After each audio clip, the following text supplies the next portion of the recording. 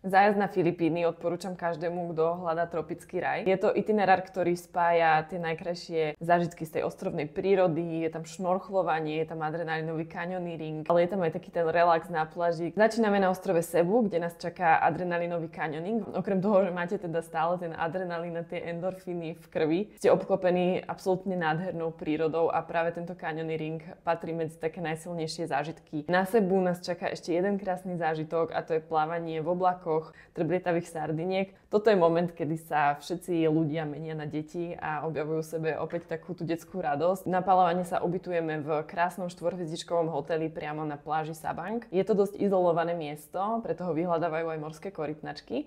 Na ďalší deň nás potom už čaká plavba po podzemnej rieke Puerto Princesa. Ďalšou zastávkou je El Nido. My si tu vždy prenajmeme súkromnú loď len pre našu malú skupinku a tak máme absolútnu slobodu v tom, ako vyzerajú naše dni. My môžeme potom preskúmať aj také tajné zákutia a toto považujem za takú veľmi veľkú výhodu cestovania v malých skupinách. Ostrov Coron má zás úžasnú krásovú krajinu vápencových útesov, kde navštevujeme svetoznáme jazera ako Kajangan alebo Barakuda. Ako jediná cestovka na Slovensku aj v Čechách organizujeme na Korone aj výlet za pozorovaním Dugonga a ja vás pozývam, kliknite si na victorytravel.sk, vyhľadajte si zájazd na Filipíny. Možno sa vidíme práve tam, budem sa tešiť.